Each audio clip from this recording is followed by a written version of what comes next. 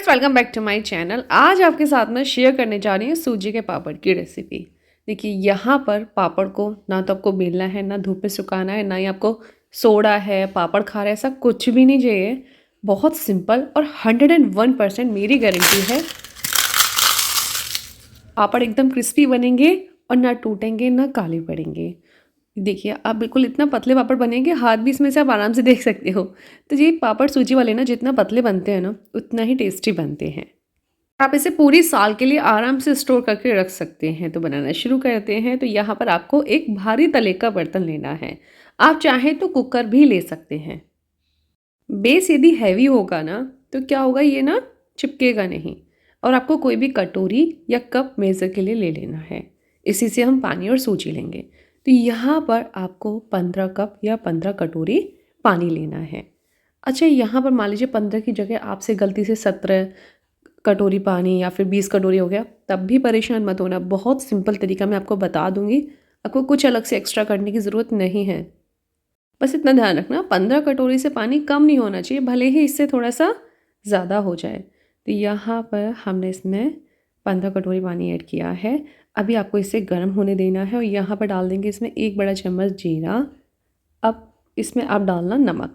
नमक ना, देखिए, 2 कटोरी सूजी के हिसाब से नमक डालना, पानी के हिसाब से बिल्कुल मत डालना, वरना नमक ज़्यादा हो जाएगा।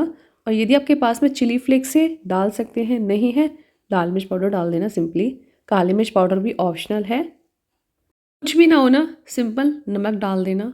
और ज़्यादा करो तो ज़ीरा डाल सकते हो बस। अब बस आपको इसे गरम करना है। बस इतना गरम करना कि इसमें से ना हल्का सा धुआं निकलेगा बस। अगर आप इसको उबाल दोगे ना, तो सूजी में ना बहुत ज़्यादा गुठलियाँ बन जाएंगी। जिससे हमने पानी लिया था, वही कटोरी से हमने सूजी ली है। तो अभी हम ये 1 कटोरी सूजी डालेंगे धीरे धीरे करके, बट आपको इसे अभी लगातार चलाना है। फ्लेम को आप फुल रखना, अभी कोई दिक्कत नहीं है, आप इसको लगातार चलाते रहना। और फिर हम दूसरी कटोरी सूजी की डालेंगे, वही कटोरी से लिए हमने। अच्छा, सूजी ना आपके पास में बारीक वाली मोटी वाली जो भी हो वो आप ले लेना, कोई दिक्कत नहीं है। यहाँ पर मेन रहता है सूजी का पकना। अभी फुल फ्लेम पर आप इसको लगातार इस तरीके से चलाते रहना। जैसे जैसे थिक होना स्टार्ट हो जाएगी, फ्लेम को आप कम कर देना। उसके बाद में आपको इसे बीच बीच में ढककर पकाना है। अभी थोड़ी देर के लिए इसको हम ऐसे ही चलाएंगे और सूजी ना अच्छे से फूल जाती है। और बैटर यदि ज़्यादा थिक होगा ना, तो फैलाने में दिक्कत आएगी, तो जाहिर सी बात है पापड़ थिक बनेंगे।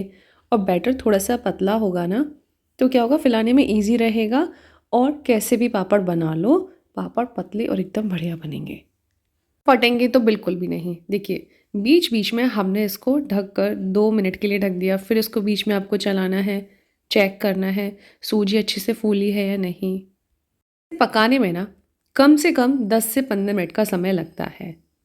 और आप इसे ऐसे भी चेक कर सकते हैं। आप इसे थाली में ऐसे डालेंगे ना, तो ये क्या होगा ना, ये खुद नहीं फैलेगा। जितना आपने जिस एरिया में डाला है ना, बस ये वैसे ही रहेगा। तो समझ जाना कि ये पककर तैयार हो गया है। अब ये ठंडा होगा तो और थिक हो जाएगा। तो ये काम ना आप थोड़ा सा गर्म में कर लोगे तो थोड़ा सही रहता है।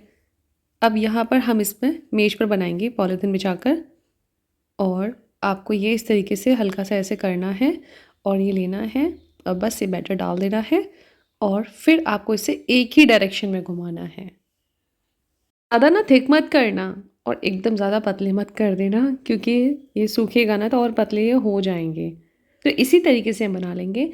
और पॉलीथिन पर ना आपको कुछ ऑयल वगैरह लगाने की ज़रूरत नहीं है, आराम से छूट जाते हैं। बट बहुत ध्यान रखना, जब तक ये नहीं सूख जाते हैं तब तक आप खुद मत इसको पलटना। सूख कर ही अपने आप ही पॉलीथिन से अलग हट जाएंगे। यदि आप ऐसा सोचेंगे कि थोड़ा से ऊपर से सूख जाए फिर आप इसको पलट दें, उसमें ये टूट सकता है उठाने में। बाकी बिल्कुल भी नहीं सूखेंगे। तो एक दिन मैंने इनको फ़ैन में रखा, फिर उसके बाद आप देख सकते हैं इस तरीके से हो गए हैं। अभी ये गीले हैं, बट अभी हम इसको धूप में भी रख सकते हैं और आप चाहें तो इसको एक दिन पंखे में और सुखा लेना। अभी जब ये सूखेंगे ना, तो ये और पतले हो जाएंगे। मैं आपको लास्ट में दिखाऊंगी जब ये सूख कर तैयार हो जाएंगे। और इसका कलर भी है ना, अभी थोड़ा डार्क लग रहा है, फिर थोड़ा सा सूख जाएगा अच्छे से, तो इस तरीके से लाइट कलर में हो जाएंगे। और आप देख सकते हैं एकदम पतले पतले, हाथ भी इसमें से आप साफ देख सकते हैं इतना पतले पापड़ बने हैं। इतना पतला होने के बाद में भी ना ये फटे हैं ना ये टूटे हैं और एकदम परफेक्ट बने हैं। आप इसको पूरे साल के लिए स्टोर करके रख सकते हैं। बारिश के दिनों में ध्यान रखना एक दो बार बीच बीच में आप इसको धूप लगा देंगे ना, तो थोड़ा बहुत मान लीजिए मॉइस्चर आ जाता है, वो भी ठीक हो जाएगा। बाकी सूजी के पापड़ कभी ख़राब नहीं होते हैं, पूरी साल से भी ज़्यादा चलते हैं। तो बस इसको हम फ्राई करेंगे। फ्राई करने के लिए ऑयल को एक बार गर्म कर लेना थोड़ा अच्छे से, फिर उसके बाद गैस को कम कर देना, क्योंकि ये ना बहुत जल्दी जल भी सकते हैं। ऑयल गर्म हो जाए फिर फ्लेम को आप मीडियम कर लेना, रोज़ फटाफट फटाफट इसको आप सेकते जाना। जैसे मैं पापड़ सेकती हूँ ना, तो मैं क्या करती हूँ ना, एक साइड में इस तरीके से न्यूज़पेपर रखती हूँ और खड़े करके पापड़ इस पर रखते जाते हैं।